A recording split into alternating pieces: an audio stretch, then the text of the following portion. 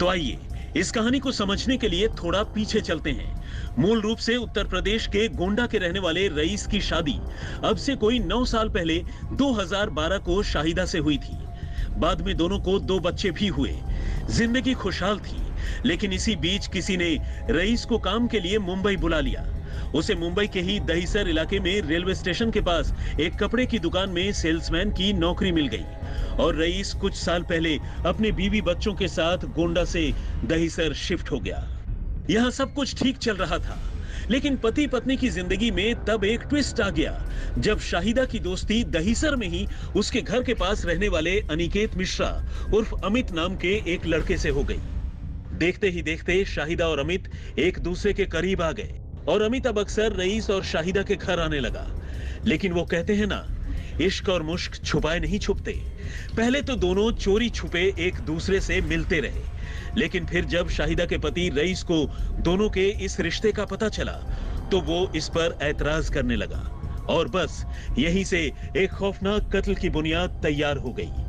Rice दोनों के यूं मिलने मिलाने का ऐतराज तो करता था, लेकिन उसने कभी ख्वाबों में भी नहीं सोचा था कि कभी उसकी बीवी उसका ये हश्र भी कर सकती है।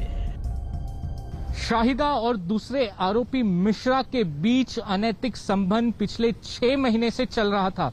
जब इसका पता रईस को चला तो हर पति की तरह उसने इसका विरोध किया, लेकिन शाहिदा कहां मानने वाली थी।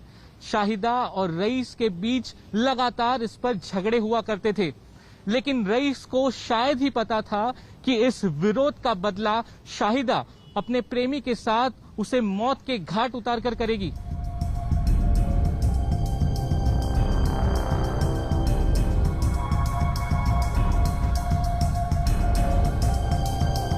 इक्कीस मई को रईस ने एक बार फिर अपनी बीवी शाहिदा और उसके आशिक अमित को आपत्तिजनक हालत में देख लिया।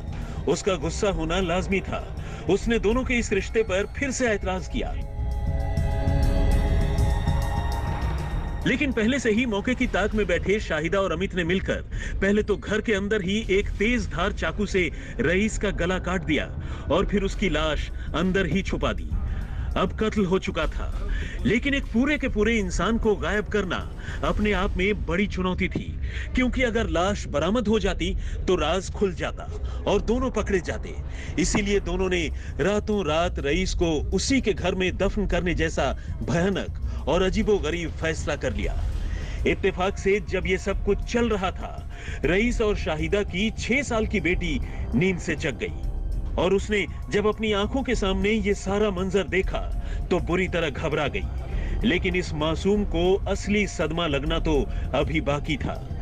एक तो मां के हाथों पिता का कत्ल हो चुका था, दूसरा उसकी मां शाहिदा ने बच्ची को यह कहकर बुरी तरह डरा दिया कि अगर उसने किसी को भी इस वाकये के बारे में बताया तो वो उसे भी ड्रम में डुबोकर मार डालेगी और उसका भी वही हश्र करेगी जो उसने उसके पापा का किया है। मासूम